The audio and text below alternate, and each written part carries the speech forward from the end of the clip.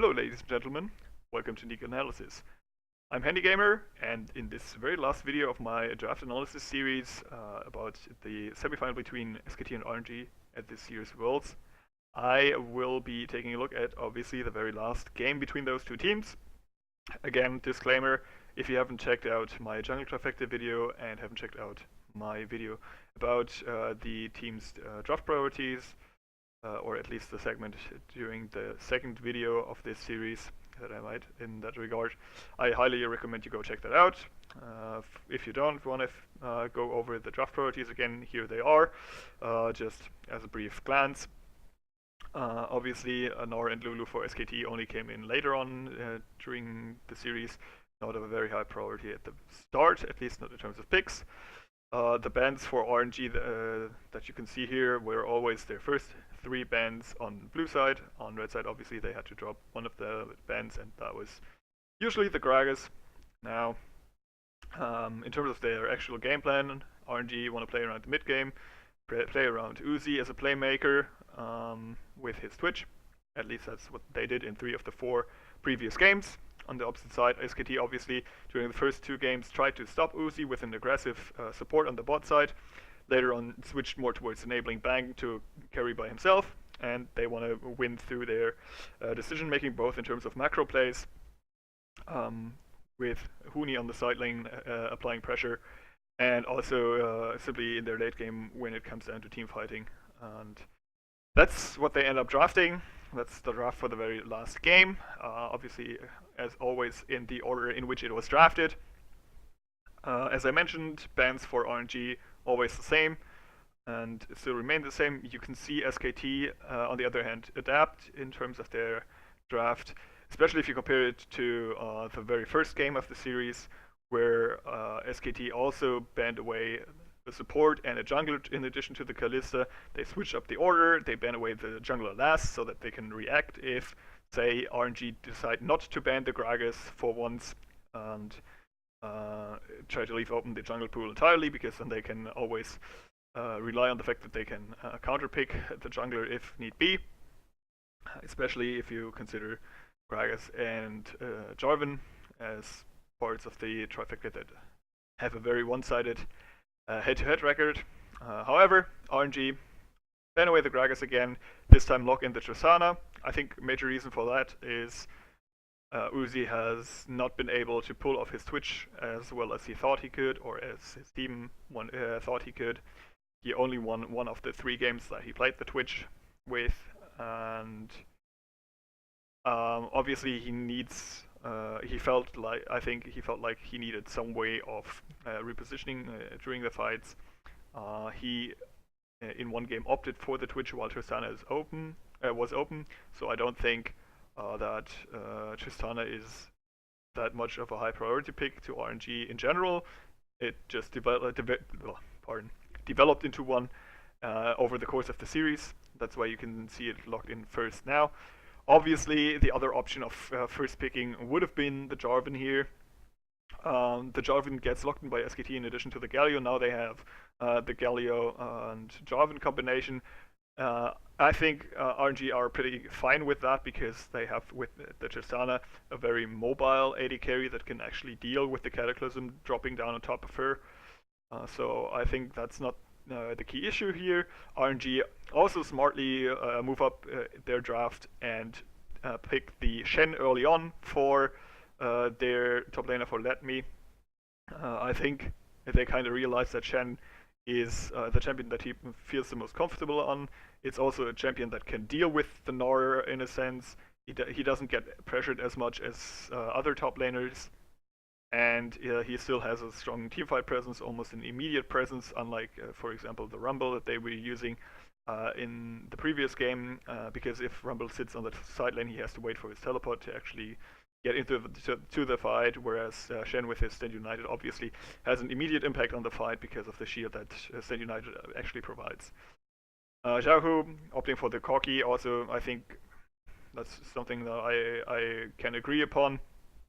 Corki also doesn't get locked down by the Jarvan, has a pretty decent matchup against the Galio in the mid lane, can also match his roaming, has enough wave clear at later stages of the game to actually cope with Galio's wave clear. So I think up until this point, the draft of RNG looks pretty fine to me. Obviously, SKT react by locking in the Lulu, which they have switched for or tended towards as a support pick in the third and fourth game already. They banned it away in the first game, so I think they obviously know that it's a high priority pick in the current meta because of the Ardent Sensor and all that jazz. I think all that's pretty obvious, pretty clear. I think it's also the correct choice to lock in the support at this point because obviously the Tristana that you had a very high priority on throughout the earlier drafts is already gone. Now you can go for the high value support, deny it away from RNG, also pick it up for yourselves. It worked out pretty fine in the last game, and you still have a lot of synergy with the Jarvan and the Galio, because you can use the Wild Growth as an engage tool, as a follow-up CC, so to speak. You can also increase the tankiness of the Jarvan and later on the Gnar that you end up locking in. So I think that's pretty fine on this up until this point. Now things go crazy because we start seeing the bans. I think SKT at this point are in their at the most comfortable comfort zone that they can ever be in. They have a game plan. They have assembled most of the kit that they need in order to pull it off, and that's why they start banning away the Leona and also end up banning the Nocturne, because those two champions are high risk, high reward in a sense, and they have a potential to just snowball the game out of control. And by removing them, SKT kind of forces RNG to play in a more in a playstyle that they can prepare for, that is more of a conventional playstyle, and this will always, I think, favor SKT. And thus, I mean, sure, those picks and bans are surprising, but then again, what are the roles left that RNG have to fill in? It's a support and it's a jungler. And aside from the Nocturne, MLXG hasn't shown any non-trifecta champ in this series. So banning away the Nocturne I think is fine, because if he decides to pick the Nocturne in the second game, this means he hasn't practiced. You probably haven't practiced against it, so you just remove it anyways and move on. And in terms of the bot side, obviously I would argue Leona isn't in Ming's wheelhouse anyways, because he's more of a defensive support. He's more trying to set up his laner, his AD carry, to make the crazy plays, and he's just a follow-up guy. But and despite that, I don't think that any other support aside from Leona would have changed much throughout the series. If it's Taric that you see here, or Karma, or whatever Ardent Sensor support you might end up seeing here for Ming, I don't think that SKT would have had any issue in playing around that. Now, on the opposite side, RNG opt to ban away the AD carries, and I think that's where they underestimate Bang, and that's, I think, the only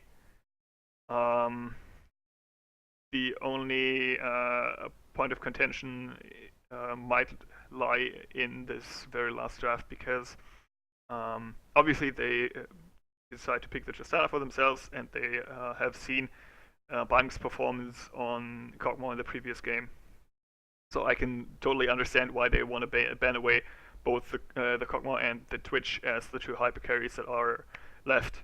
However, I think they funnel too much of their attention into that bot side, and bank too much upon the fact that Let Me will do fine against Huni. If you, for example, ban away the Trundle and the Gnar, as they did, I think, in game 3, might be mistaken there, but I think it was in one of the, either the second or the third game, where they ban away the Trundle and the Gnar against Huni, and thus secure a strong matchup for or let me in the top side. And I think that's something. I think it was the third game where they ended up picking the Maokai against Camille because SKT didn't have an answer left other than the Camille. So you could have done the same thing here. You could have banned away the Anar and the Trundle. It worked out pretty fine in the third game. Huni didn't get rolling, and I'm not sure about the Shen versus Camille matchup. So it might be that because the Camille was a counter pick available to the Shen, there would have been just 3 top lane champions that could have been played against the Shen, so they didn't really feel like banning those away. But only if that's the case, I think it's the correct choice to ban away the Kog'Maw and the Twitch. I'm not sure if we've seen Bang on Caitlyn in this tournament, but Bang has been playing almost every single champion on the AD carry position in his entire career. So I think you can always, it's safe to assume that he can always fall back onto any champion that has been dominating a meta at any given point. And I think Caitlyn, especially in combination with Lulu, is something that has historically been strong at various points of time. So focusing on the AD carry pool, I can understand why you go for that. I think going for the top lane champion pool would have been better in terms of SKT's win conditions. However, you end up drafting the Taric for RNG and the Lee Sin for MLXG. And in terms of the Taric, they've picked it in game 3. They won with it. It's okay. It's obviously not like the perfect counter to everything. But again, you have playmaking potential for the AD carry by playing the Taric because you can use the rocket jump to land your Dazzle if you really want to go all in aggressive on the bot side. You have the Cosmic Radiance as a fallback tool in case an engagement goes wrong, or you can see Gnar coming in and want to play around the Mega Gnar. And with the Lee Sin, at first I thought that the Lee Sin pick was completely wasted. But then again, given the performance that MLXG had on the champion in this Worlds, he won with it against Samsung. And currently, I'm not a LPL expert, so I have to rely on what I hear during the broadcast in that sense. But apparently, he's doing pretty well historically on that champion, so I can understand why he's going for that. And I think the only issue you have with the Lee Sin is something that you always have to keep in mind when consider playing the Lee Sin, and that's the number of targets that you can actually insect later on in the game. And I think with the AD carry not being revealed yet, and thus SKT able to react upon your pick, the Lee Sin seems kind of out of position here, because unless he really ends up getting either the AD carry or the Lulu, you don't really have anyone you can burst down. Because in worst case, both Galio and Lulu will simply use her ultimate to protect said person. Then you also have the engage for Galio basically lined up already, because you just kicked someone into your team where Galio can now land upon. And I think the Lee Sin can do fine. He can obviously still snowball the early game, but against the Jarvan, who also has a strong early game, you don't have as much jungle pressure as, say, against Sejuani. And also we see that Peanut is on an aggressive jungler playing pretty aggressively, which you can't predict, but that was very nice adaptation by SKT after all. Now the Caitlyn pick obviously is the very last adaptation that they make throughout the draft phase. With Caitlyn and Lulu, you kind of secure a pushing bot side, especially against Tristana and Taric. Tristana does have a certain amount of pushing potential with her E, or at least the passive of it. but you will always get outranged by the Caitlyn. Caitlyn also has the Lulu to buff her auto attacks, and thus you will always win the trades. If they want to go for an all-in, you still have past level 6 the ultimate of Galio available. You still have a strong double teleport set up for the bot side, and even if Xiaohu decides to roam or if Shen ultimate comes down, it really comes also comes down to the timing windows. Because on RNG side, you have the Cosmic Radiance and you have the Spirit's Refuge to negate all the damage that Bang, Peanut, and Huni might be doing throughout the course of a team fight.